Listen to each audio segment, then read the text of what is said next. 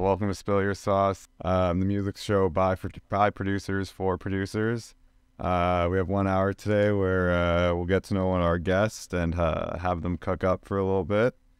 We're going to ask them to open up some project files from some of their recent projects, recent placements they have, and then we'll dive deep into everything and learn about their process and see them cook up for a little bit. So on this episode today, we have pretty big legend, Aaron Paris. Aaron's freshly off his Grammy nomination for co-producing Drake and DJ Khaled, no secret.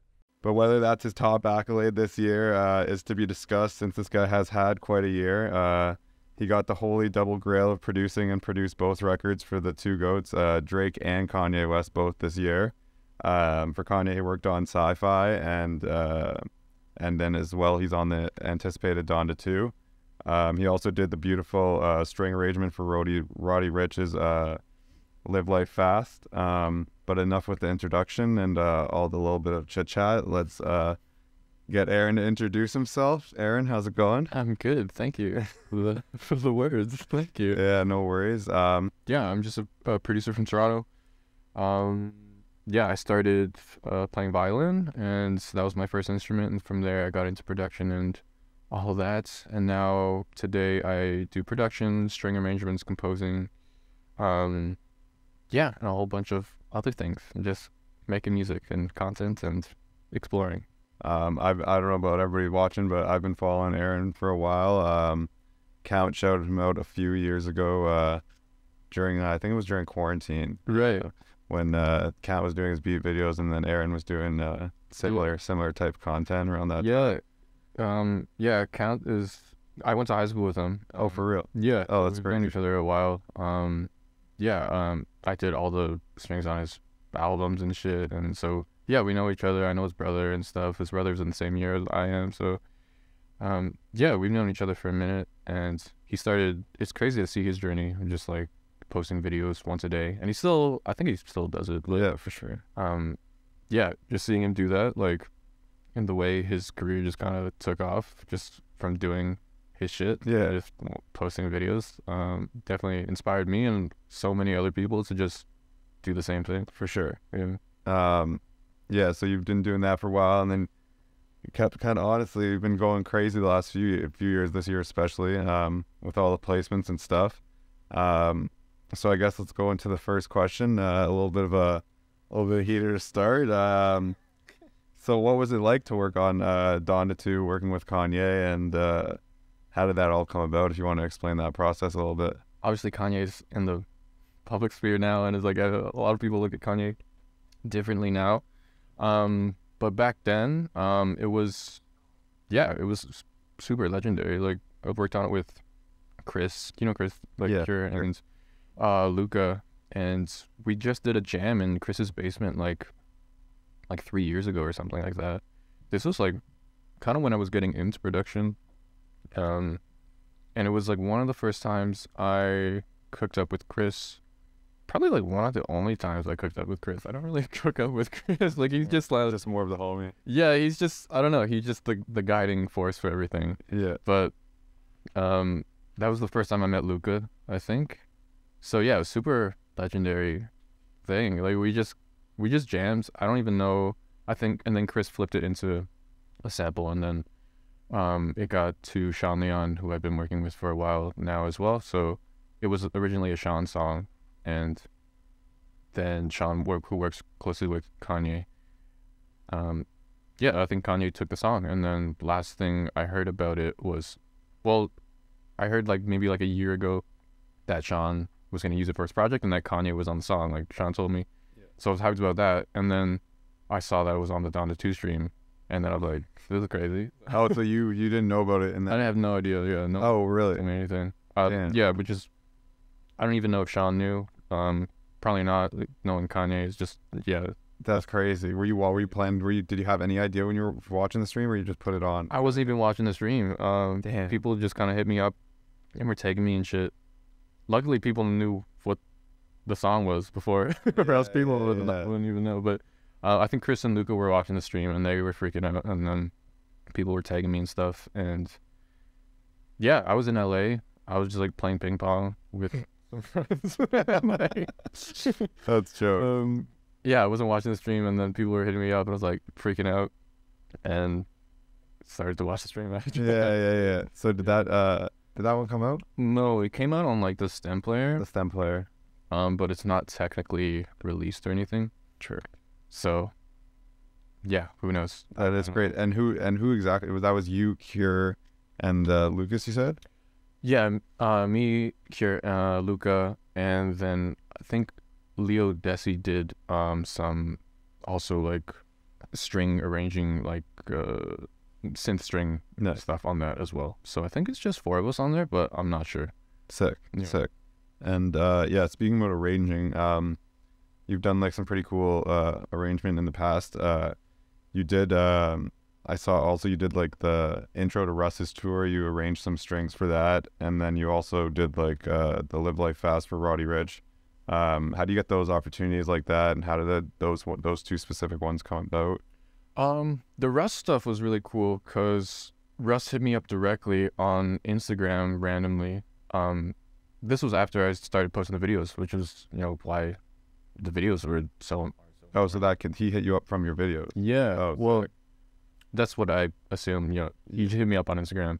So, he was just asking for like some strings and piano on one of his songs, like additional production stuff, and then I did that and like some vocal stuff. I did like a bunch of stuff to one of his songs, and then I sent it back, and he was like freaking out. He's like, "Oh, this is crazy." So we started working together from there. And he just kept sending me a bunch of shit, and we were working on his album and transitions for that and stuff like that. Sick. And then he was going on tour, so he hit me up to do compositions for his live tour. So I did the whole thing. So like he basically just sent me an acapella, and then I created the whole thing. I did the strings and the bass and the vocals and everything, and I brought TJ in to riff a crazy guitar solo. Oh yeah. I brought my guy Ernesto in to do horns and stuff. Legend. I know Ernie Fear. Yeah, crazy. So it was cool to just bring the gang in and just like get them to go crazy, and yeah, just make the whole composition. And it's dope to see. Just he trusted me with the shit. He was just like, "Here's an acapella, do whatever." And I was like, "Okay." So yeah, we did it, and then he didn't even have any edits or anything. We were just like, "This is sick," and then he used it on his tour. That's wicked. How about the whole Roddy Rich arrangement for that? Yeah, that stuff was sick. Through Brex Kudo, who's a dope producer and friend and just amazing guy, and Rex actually hit me up through Instagram as well. So we've been working together for like over a year now, and he just through the videos too, for sure. I'm just getting my shit out there. So that led to the Roddy stuff, because Rex invited me out to LA just after seeing my shit, and we built a relationship from that. And then I was in Toronto, and then he hit me up for the Roddy strings.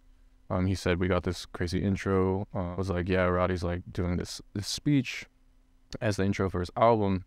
Then he's like, "Could you do a string arrangement to it?" So I did that. I recorded all at Good Karma. Yeah. How did your big placement with Drake and DJ Khaled come about? No secret.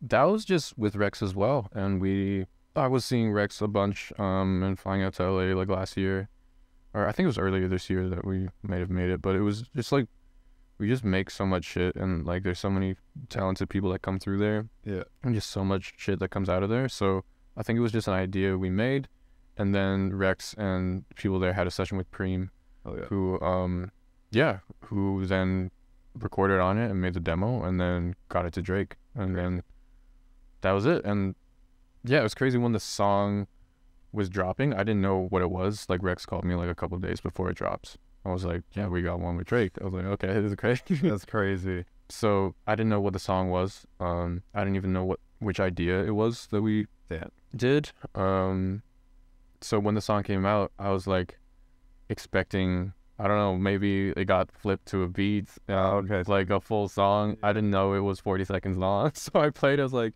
"Oh, that was it. Okay." Damn, that's insane. So yeah, that's another thing where like you also just have kind of, you don't really know what it's gonna be before you hear it. Damn, that's crazy. Are you signed? And If yes, what are the reasons why you signed? Why do you feel like going that route, whether it be a publishing deal or record deal? Yeah, I'm recently signed to Kilometer, which is dope. So I've been coming here for, I guess, the beginning of this year. We started coming here, and it's a fairly new publishing company. Started, yeah, I think they got the space like last November or October. Yeah. But yeah, the reason why I wanted to come here and why it felt good to just sign here was it's all the same people, you know. It's like it's all the same guys from Good Karma. Like Chris just brought everyone here, and like we started building something. It's basically just Good Karma, just like expanded. Yeah. You know? So that's why I felt good about coming here, because they didn't have anyone signed. Like now they have like Mito and Eli signed. And were you the first person? No, I think Eli was, and then Mito, and then me. So, and they're getting more signees as well, but it's a small company, so which is a good thing in the sense that we can just talk to Rodney and Mike and the people that run this place and figure out, you know, what our relationship looks like and what our business model is going to be. And I can talk to Chris, who's very involved in this place and is kind of like the creative director of A&R of this place, and we can just decide how to use the resources properly, which is something you don't get with like Warner or Sony if you sign to them, because they're just like, we'll put you in a bunch of sessions and see what happens. Yeah. If you make money, like cool, we'll give you more stuff. But if not, then we'll forget about you. So yeah, so it's nice just building something together here, which is I think the goal for us and Chris and Good Karma as a whole is just kind of that vibe of just building something up. Were you ever like kind of searching for a publishing deal, like when you were like didn't have one? Like were you keeping that stuff in mind that you didn't want to sign to like a big kind of publishing group? Yeah, I got approached by like a couple ones, and yeah, it just wasn't my vibe. Like it would definitely, like for that stuff, it would just be kind of like placement chasing, which is cool, but it's not what I'm trying to do. And with here, you know, we get the space, which is really great, and there's just more care going into all their people and just being able to talk to the head people directly. You know, it's just like a family vibe here, which is, what we're all trying to go for in this space. So what do you think, like personally, that you did like to get yourself to where you're at right now? And I guess the main thing is like violin is like the obvious one. Like learning violin is a big advantage over most people in the industry, because they don't know how to play violin. Yeah. But more than that, it's not just the fact that I play violin, because there's so many violinists out there. But yeah, I think it was just I was coming from a classical background, and they want you to play a certain way, and they only show you that there's a couple options in like the classical world. Yeah. Like you can play an orchestra, you can teach. They don't show you that you can produce and you can record.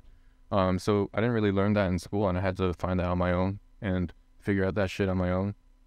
So I think just going outside the box and trying to just think, like going really against the grain is like really what I try to do all the time. And like when I was learning classical music at a young age, they try to put you in a box, like as any music in any industry. But for that, yeah, I knew it wasn't for me, but I knew I wanted to do music a lot, so I kept learning things. I learned guitar. I started playing with artists. You know, I started recording with artists, and I started producing with artists. So really, just trying to learn everything, trying to be versatile. Yeah.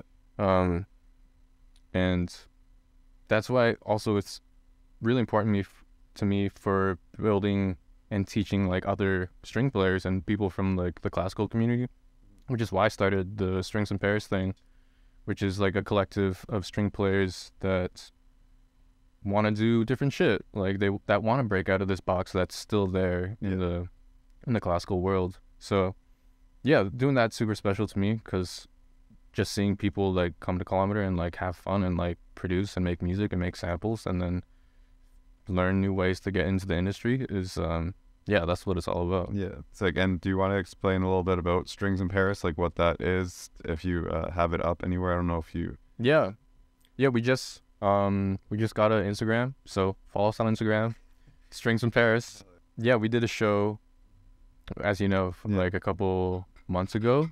That was the first show we did, and it was, yeah, kind of the experiment first. It was like the trial run for everything, and it definitely exceeded like all of our expectations for like how it turned out. Yeah, it was a lot to prepare though. It was like months of rehearsals and scheduling with 7 people or 6 people, which is a lot. Yeah. Plus 5 different artists actually. So it was a lot of work and shit to put together, but it was, yeah, all worth it. Like, people were coming up to me afterwards and they're like, that was the first time I heard a string quartet in person, which is crazy to hear. Crazy. And like, first time I heard classical music in person. So the fact that people were like really feeling the classical stuff that we played, and as well we're like getting into like the Frank Ocean arrangements and stuff, and like the R&B arrangements, was just, it was super sick that we could just like provide that for people. Yeah. And also showcase the amazing artists that we played with. Sick. Yeah, which was really cool to see. So you said like you have a publishing deal now, and like they're helping you out with getting different opportunities. But what are your networking activities like? Do you rely on like your publishing group at the moment to get you opportunities, or are there any other organized forums, or do you network primarily by yourself? Yeah, I'm trying to use all the resources that I have now. So Kilometer is a great resource. So they've set me up with some great things. And I think the great thing too is we're trying to figure it out together, which is scary but also exciting, you know? It's like they don't have the experience or like the track record of a Sony or something, but that's not why I signed to this place. And, you know, it's so we can figure out how to build each other up. So yeah, I'm trying to make use of their resources. They have a lot of connections in like sync as well, and like film and movie stuff. They hooked me up with a composer, Keith Power, who's an amazing composer, and he composes for like Hawaii Five-0 and like MacGyver and like all these like big shows. Oh yeah. So super dope guy. Yeah, so we're trying to find pathways into that and using like Chris's resources, because he's on the management team that manages me, and yeah, using that, but also trying to just make connections on my own, because that's what's got me here too. It's just the content and the putting myself out there, and yeah, showcasing all the shit all the time. Instagram and social media is just like the best networking tool that I've used. So it is. Just trying to capitalize on that as well. Sick. So how do you feel about like VST strings? Oh, that's not great. Like when you hear it in productions, like can you tell it right away? Yeah, you can pretty immediately tell, but I don't think they're bad or anything. I think it's a sound on its own. You know, like the way like Pharrell uses it is like a sound. And the way you ever use them yourself? Yeah, I've used them. I tend to not. I don't need to. And my whole thing is like I can play the violin, and like not many people can, so I should probably do that most of the time. For sure. But yeah, it definitely has a sound on its own, and yeah, I helped. Do you know Jacob? Like my best friend Jacob. Like I helped him do his VST stuff for strings. Okay. So yeah, I think it's super dope, but yeah, you can tell kind of immediately when it's a real string player and like not, and it's a different feeling you get as well. It's like a MIDI vocals compared to, or like MIDI horns compared to like real horns. Like you can feel the difference, and those things are really hard to emulate on synths and VSTs. For sure. Speaking of like plugins and stuff, do you have at the moment like a secret or like a main plugin that you're using that you want to give up, like any VST that's like a go-to that you're always using every time you're opening your DAW? I don't know. I haven't been using too many VSTs. Like I try and just do a lot of analog shit and play a lot of what I'm doing. But yeah, the main ones I use are Scorch by my best friend Jacob. Shout out Jacob. Go buy Scorch. And Frank Deuce's Prince. Sure, that's a good one. Yeah, those one's super dope. But and like the what's it called? The Spitfire stuff is fire too. Like the lab stuff. Yeah, is sick. With the strings that I use. Yeah, yeah, those are like some fire strings. Yeah, they're not bad. They're not bad. Yeah, I've used those for sure. So, do you want to speak on the importance about like gaining connections and how you utilize those connections throughout the industry? I think the greatest tool that I've used is Instagram, and I think that's something that everyone can use as their networking tool.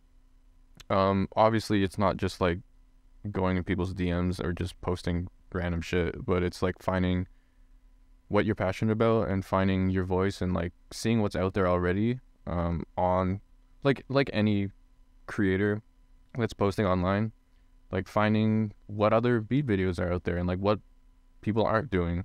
So I think why a lot of people were drawn to mine was because I play violin, and not a lot of people are like making beats and playing violin that don't sound corny on online. So yeah, that was a fun time too for me, because it wasn't about even networking at that point. For me, it was I guess the beginning of the pandemic, and I was trying to figure out what I wanted to do, and I knew I wanted to make more music than I was making, and like at that point I was, working with some great artists in Toronto, but I just felt like I just needed to just say more shit with my music. So I was like, let me just post some shit for myself and let me make music.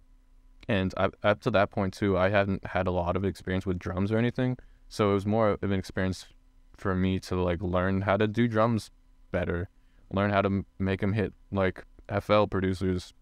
So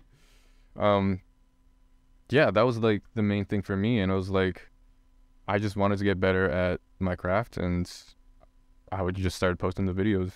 So I think that's another reason why maybe people connected to them too, because it was just like an authentic thing. It wasn't just like, I'm trying to get your attention by networking right now. I'm just like, no, I'm just posting my shit online and you can watch it if you want. Yeah. What advice would you like to give to someone who wants to get into posting content on social media?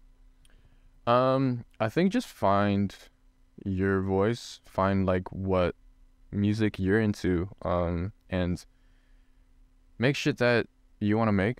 Yeah, and I see a lot of like producers post shit and the music is not the best, or like it just sounds like something else that's already been made, and people can feel that, like even if they're not a music person, like they can tell when something's authentic and special. So I think finding that is the most important thing, like the music side of it.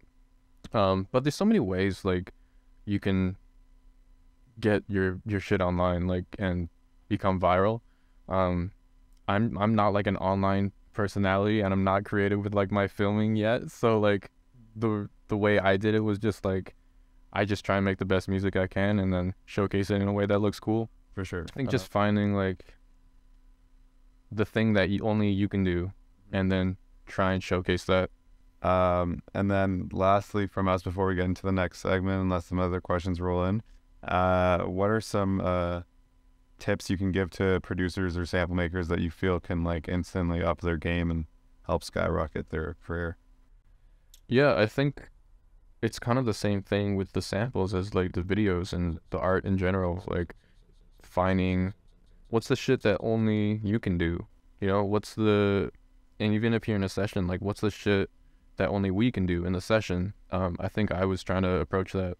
All of my shit like that I try and approach, which is a challenge a lot of the time, but yeah, like that's the shit that really speaks to people. Finding the stuff that only you can do, and then it'll speak to people. If you don't mind, we're wondering if you would like to open up some previous projects.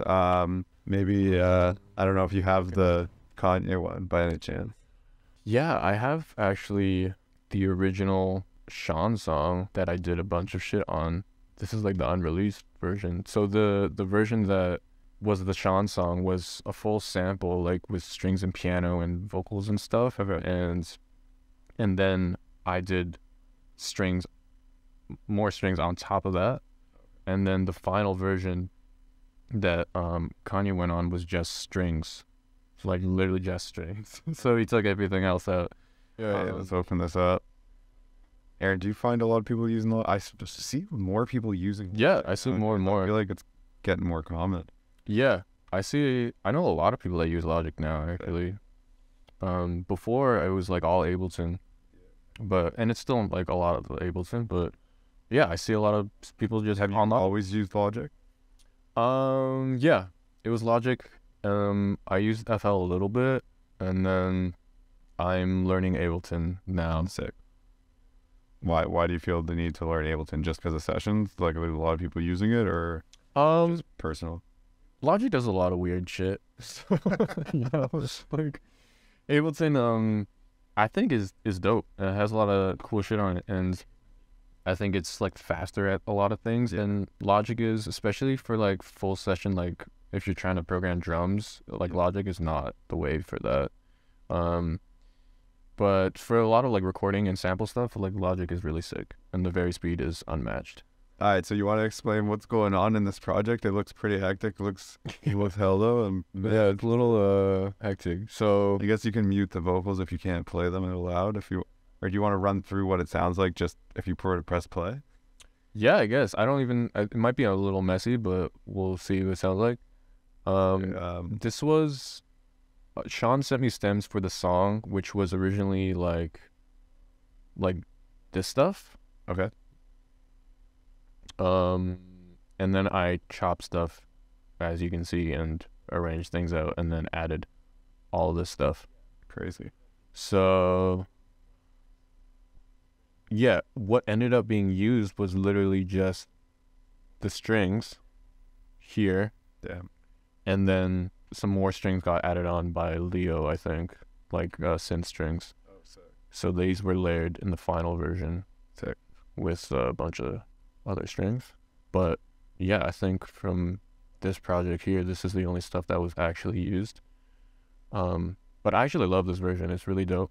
I think the strings version is sick too, and it's very like Kanye, but this is, I went all out with this stuff too. I added vocals and guitars, and you added your own vocals too? Yeah. Sick. So it's definitely a lot bigger and lush. Yeah, I just got the M1. Yes, on the M1. Let's go.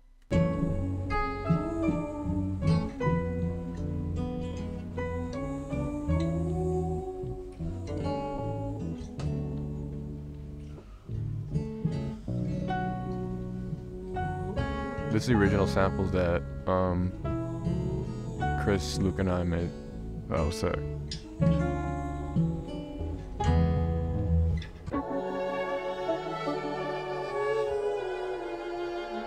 This also features some synths by Ace.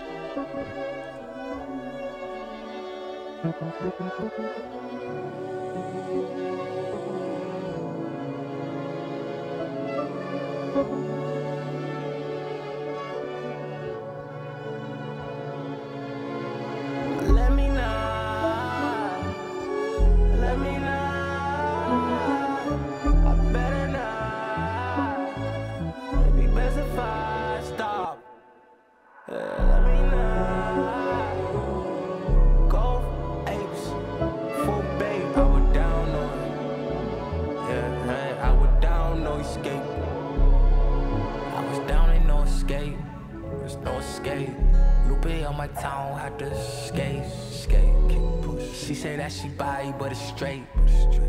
I fuck with her vibe, that's okay. Got me hypnotized in the days. Protect my mind, protecting what's mine.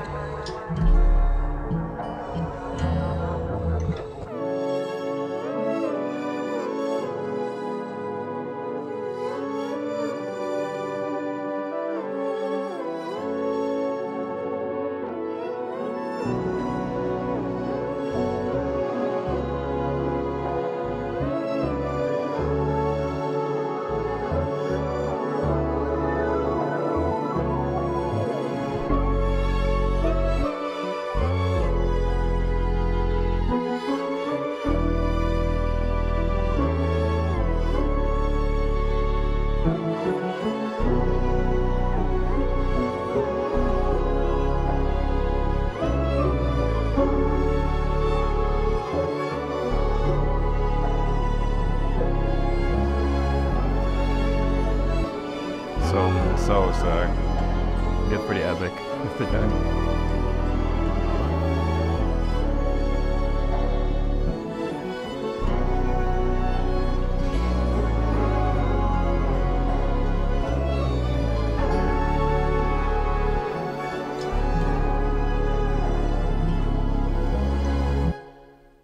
Yeah. So I got some questions. So can you like just solo the strings, just like that little section? Yeah. And if you would love to hear that like by itself, that was super sick.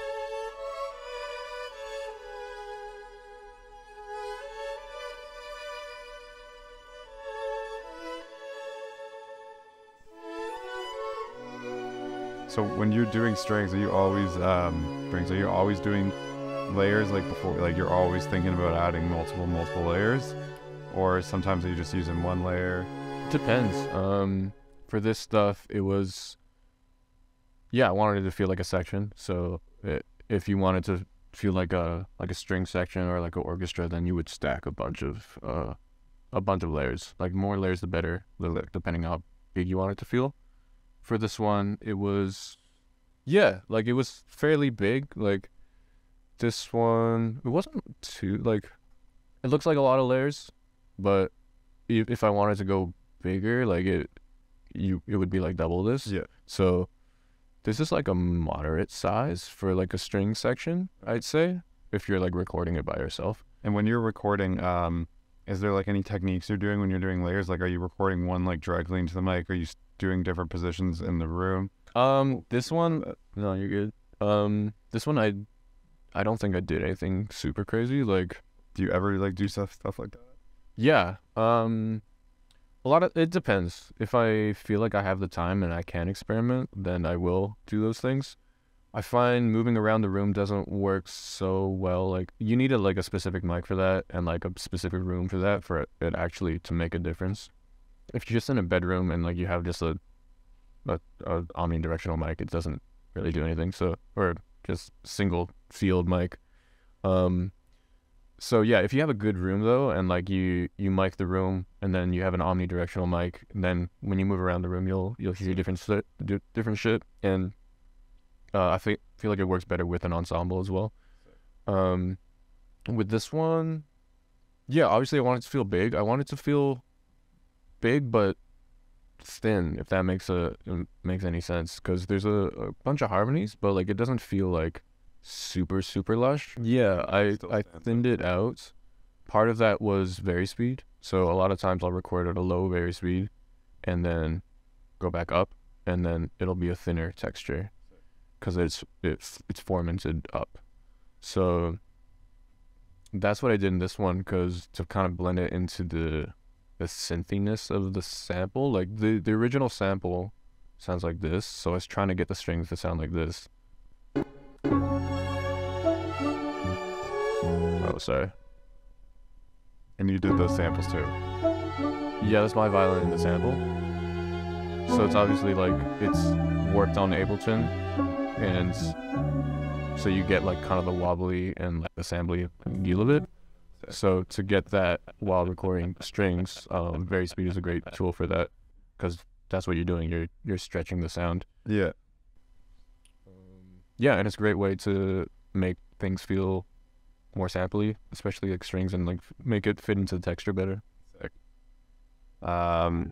This project's kray. You work with like you work with Kenny a bit in LA. Yeah. How'd that come about while you're opening? Kount links me with them, but also Chris links me with them because he knows them. So Kenny hit me up to work with this artist Ricch, who's super sick. Yeah, Ricch, super fire. That's sick. I didn't know you worked. Yeah. That's sick. So Kenny sent me the songs that they're doing for the project, and he wanted me to do like the intro and the outro for the project. Sick. So yeah, he hit me up for that, which was super sick too, because he was just like, do your thing on it. And it's really dope to just have him trust me like that. Sick. And Ricch loved it. Apparently he cried while listening to it. So that's sick. Yeah, Reggie's if no one knows about Reggie, he's a super talented artist. Yeah, super sick. Yeah, I'm excited to see what he drops. That's cool. I didn't know you were working on that. Yeah, I'm not sure when the project's dropping, but probably next year sometime. Sick. But yeah, he's super talented. While you're getting that open, someone's wondering if you can explain your creative process and how you how you open up a project and when you open up a blank project file, like where you start or like where the idea comes from? It depends. Like a lot of the time, I like buying like new toys and stuff. Like having a toy, like a instrument, that really helps. Like, yeah, oftentimes I find a lot of inspiration in that, and just like, here's a new toy I can play with. What kind of sounds can we get out of it? Like, how can we make something fun? So that's what I was doing with like a lot of the video stuff too, to just kind of help me stay inspired. So that stuff's super fun. Like, it's really whatever gets you inspired. It could just be like listening to stuff. Oftentimes I'll just listen to something and it's like, oh, that's a cool thing in there. Let's just use that idea. So even stealing chord progressions, stealing sounds, like that. There you go. You know, you just take one part of the song that you really like and just do that. So, Hell yeah, sick. Yeah, That's sick. That's wicked. Yeah. So let's see what this project's about. for this one, I did the arrangement in MIDI first, because I wanted to do something more complex. I think the song is like a 4-bar loop. I'll play it.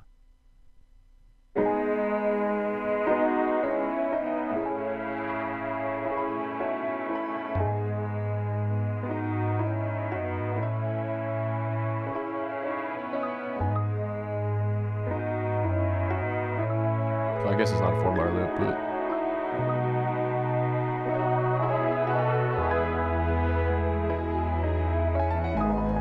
yeah, so this is like the little MIDI arrangement that I did. Okay.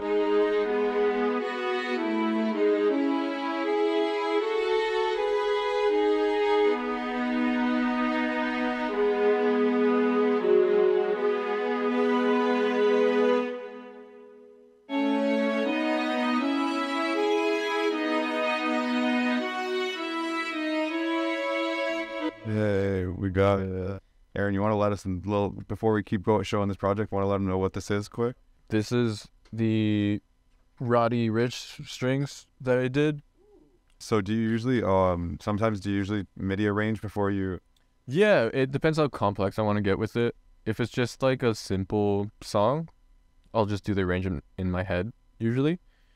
And especially if I'm in a session with someone, usually I don't want to go on a computer by myself and do shit. It's basically just like get the arrangement out, just do it. So, but for this one, yeah, it felt like it needed a full arrangement, and that's kind of what the song was. It was like this long developing composition. So I wanted the strings to reflect that and like have moments where it's none of it's looped. Well, some of it is looped, but it's only pieces of it, so it doesn't feel like a loop for the strings. Yeah.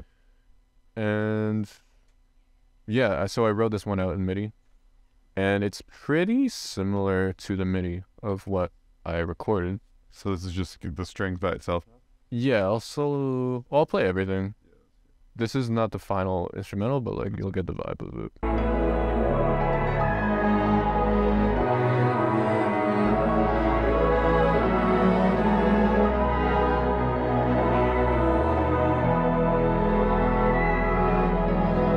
Too loud?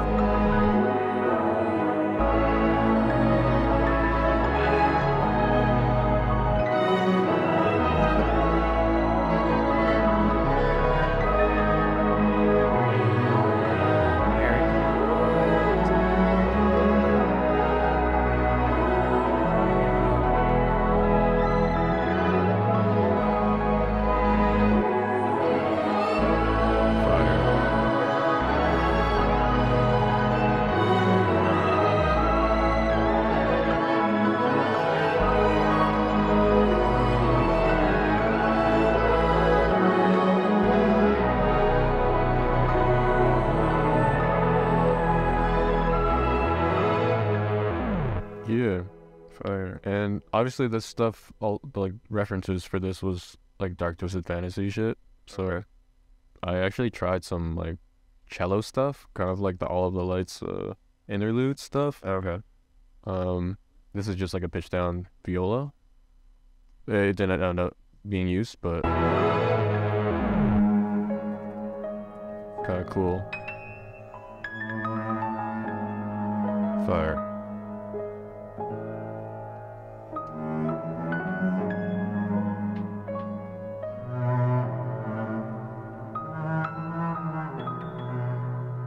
Yeah. Super sick. Cool. Yeah, this is a sick project. So I love that like section just at the end where you added that little extra melody just at the end of the strings there was super kick. Yeah, that part right there, this part. Yeah, that's the best part. Fire. Yeah, that's really fire. Yeah, sick project. So are you using I don't know if they can see, but you have like a big pedal board here. Are you usually using outboard gear, or are you using more for VSTs and stuff? Are you trying to stay in the box? Like on your strings, I guess. Oh, on the strings? Yeah, it's just I plug directly in with well, I just mic the violin. Okay. And then any effects would be on the whatever's here. And then usually these are taken off if sent to a mixer anyway, so I'll send dry stems and then I'll send a wet bus as well. Sick. But yeah, with the pedals and stuff, it's mostly just for live stuff. Like if I want to get weird with the sample making and things like that. Oh yeah. Yeah. What's your go-to recording mic? What mic are you suggesting? Do you have a budget mic you want to suggest, and then something that for like sampley stuff and like vintage stuff, I like ribbon mics a lot for shit. So I have this cheaper Royer, the R10 by Royer is like a cheaper ribbon mic. It's like, I think I got it for like $500-$600, so it's not too bad. Okay. And for a ribbon mic, it's really good quality because Royer's a great brand. And yeah, that stuff I really like a lot. I use that on strings. I didn't use it for this song because I was at Good Karma. I didn't have that mic, but I use it a lot. It's really great for darker stuff. It really smooths the top end for a lot of string stuff, which is nice, and adds a nice vintage feel to things because of that. But yeah, I'm trying to, a lot of times it's a little too dark for like maybe guitars and strings too. So I don't know. The only other mic I have is the Slate mic, which is also dope. It's like the mic emulating one that emulates a bunch of shit. Oh yeah, that one is cool actually. Yeah, I've seen that. It's pretty dope. Do you actually go through some of the like different emulations? Mm-hmm. Oh, sick. Yeah. Yeah. So it's great quality and it's cheap too. It's like I think around 500, 600 as well. Yeah.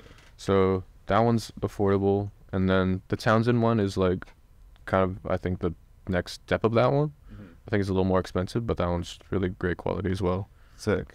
So the next section we're gonna jump on to waves.com. We're going on waves.com. We're gonna find a sample. Yeah, let's just give a quick before we jump into it.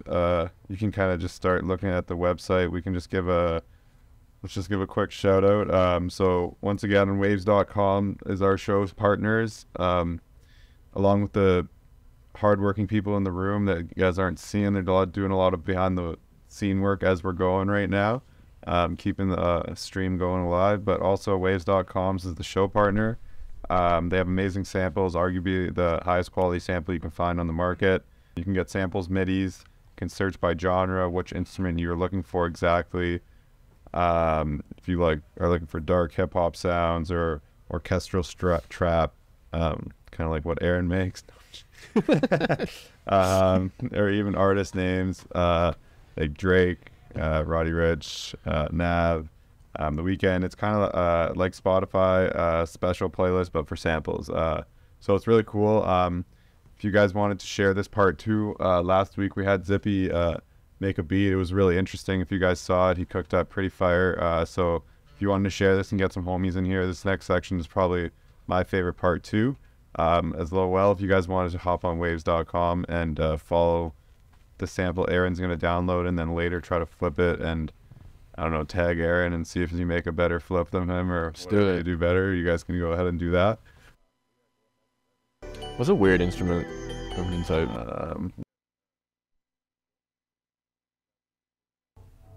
It's kind of fire. I kind of like this one. Alright, so we got the sample loaded up. Yeah, whatever you feel like doing, kind of. Unfortunately, It's just going through. Sick. Yeah, you can just go ahead and do your thing. Whatever you want to do. If you want to make a sample, make a beat.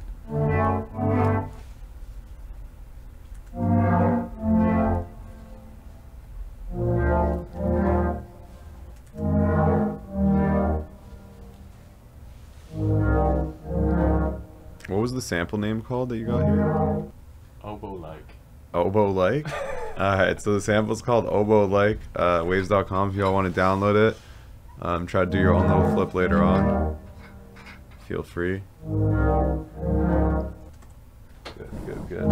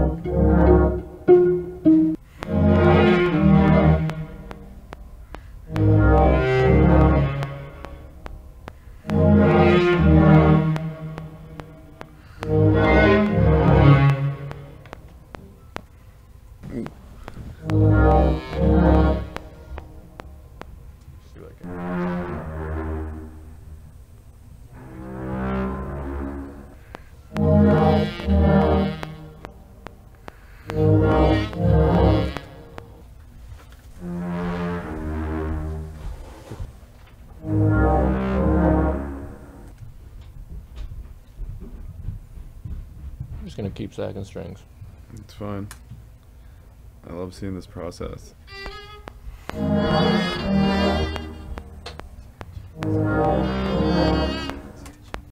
Do you do a lot of like sectionings on your left and right? Do you slam them all the way to the left and right? Do you only leave them like a little? I'll show you my template that I use actually. Oh, sorry. This is the real sauce for all the string trackers. Let's see. But you'll see how I pound them. So usually I'll start with like the lower shit, and then I'll work my way up to the higher ones, and they pan outside. Sick. Are you using like for VST wise? I saw you use like Sound Toys and a couple like Logic stock. I've been trying to experiment with other shit. I just bought some new ones. So I just got the Abbey Road stuff, which I've been using a little bit, but I got some new ones that I didn't have before. So I've been experimenting with that stuff, which is really sick. Yeah, the Abbey Road's wave stuff. Sick. Yeah, I use a lot of waves, plugins, Sound Toys stuff. Stock Logic I use a lot actually. Oh yeah. It's got some really good stuff on it. Sick. We're just gonna layer this up.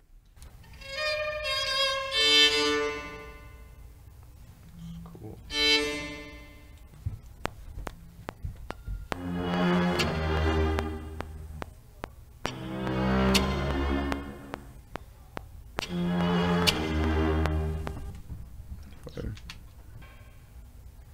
More delay.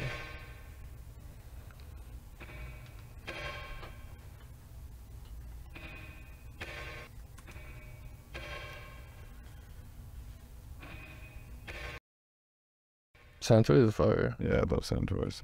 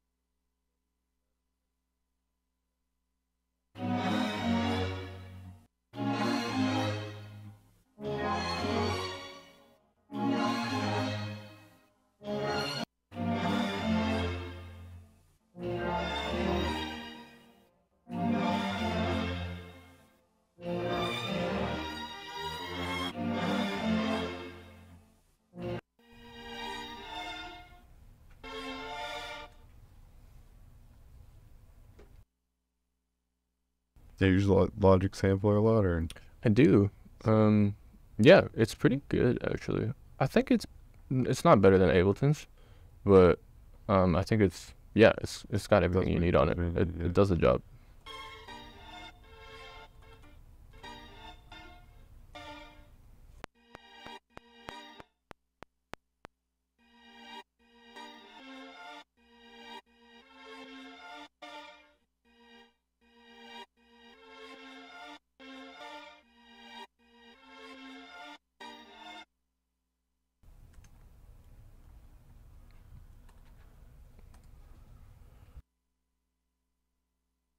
A little sample. I did strings for Blast in 15 minutes. Damn, that's crazy. The one someone just hit me up for strings for that song, and they're like, we're in the session right now, and we would need it right now. And I'm like, I'm about to go to a session, but I can do it right now. So you just cooked it up really quick. So I sent them back in 15 minutes, and then that's what they used. Did it end up getting placed? Yeah, it's the first song on his album. Damn, that's crazy.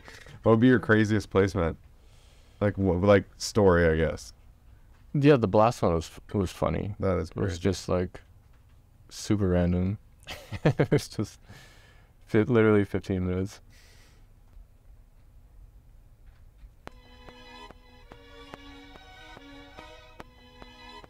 Let him cook.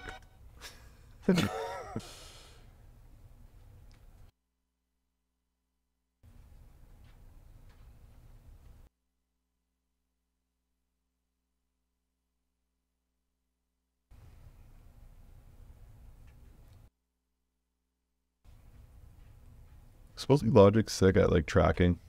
A lot of people like it for comping and stuff like that. Yeah, I think it's the best for that actually, for comping and stuff, because the takes folders are just really intuitive. Yeah. And the recording, it's really smooth. Fire. It's really nice.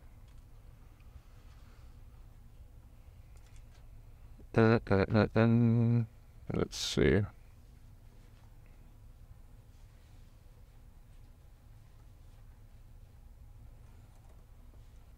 We gonna speed this shit up.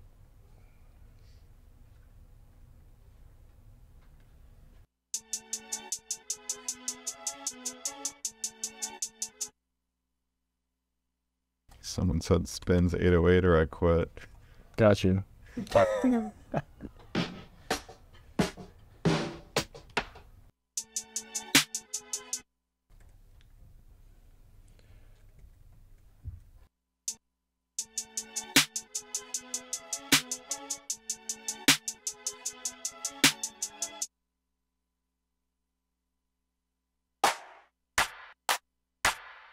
Do you have go-to kits that you use, or you usually just kind of search your whole library, kind of like what you're doing now?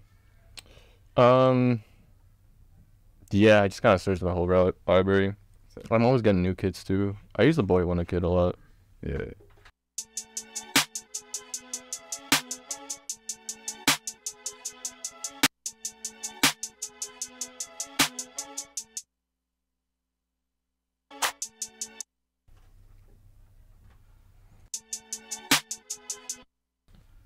You're at 13 minutes. Amazing. Seconds. I feel like everybody asks this question, but when you make stuff, do you have like an artist in mind? I feel like I never feel like that, but no, but I feel like it's better not to. So just creative. make your own shit. Usually when we try to make pitches for artists, it's garbage. So yeah, just do your shit. Make your music. Okay, man. This is why I want to have perfect pitch, so I can just know the key. With a violin? No. No? Perfect pitch is like hearing a pitch and knowing what pitch it is. Yeah, you So I No? can't do that. True. I could find it Yeah. very quickly, but I don't have perfect pitch. I wish I did. We're going with that. Jacob Collier type beat. Why is there so much delay?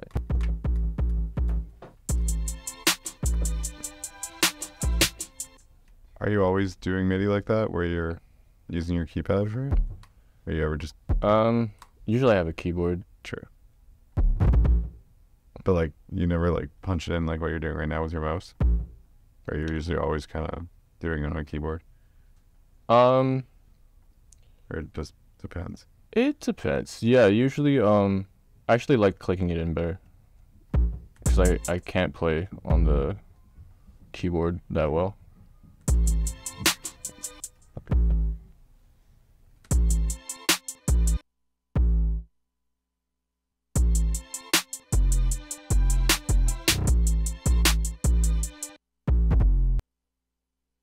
Let's go.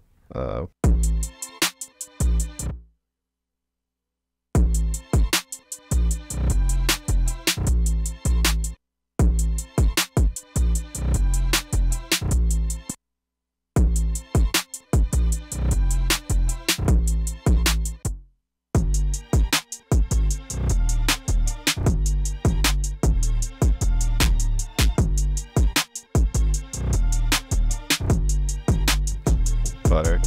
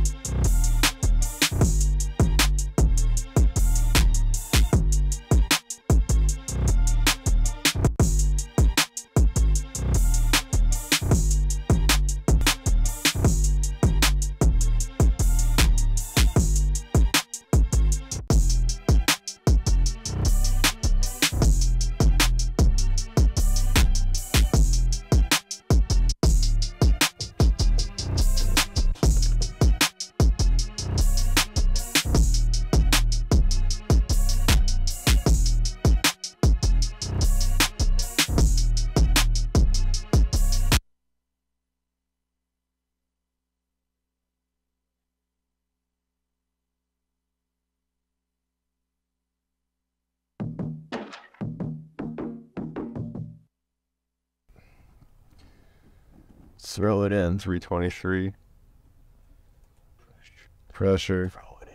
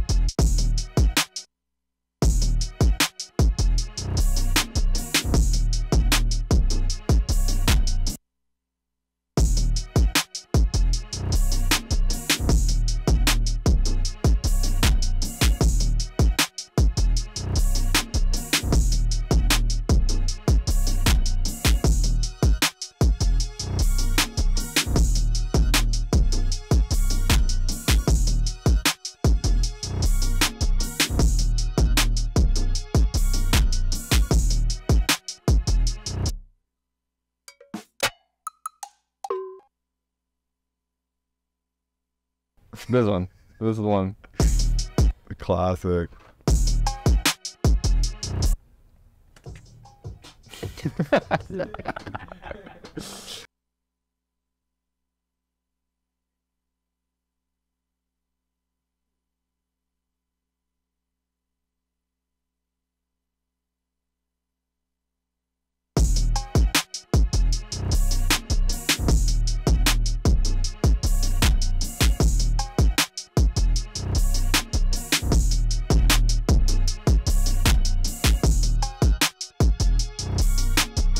Hard as hell that was.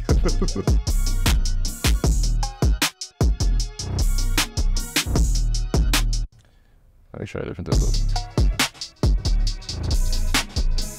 Ooh. seconds. I feel it's kind of cooked.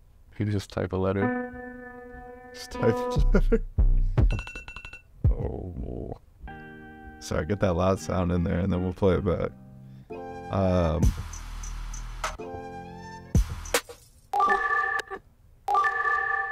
You're gonna reverb the hell out of it. Oh yeah.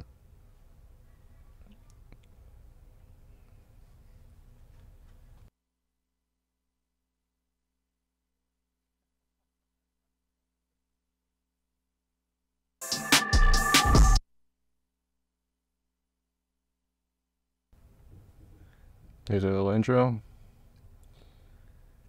A little transition effect. Why not, man? Why not? So a little,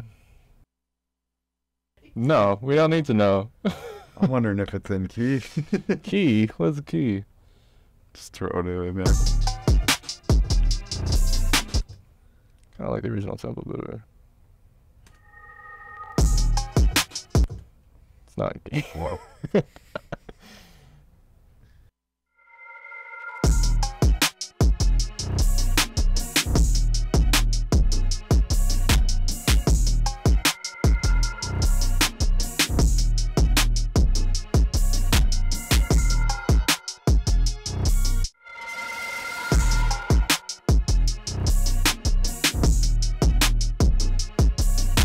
Is that it? Sure. Let's get some W's in the chat. Another round of applause. Let's go. Hell yeah. Sick. Honestly didn't know where it was gonna go when you brought out sampler. It actually turned out super sick. Hell yeah, this is sick. Yeah, like both of them are This is fire too.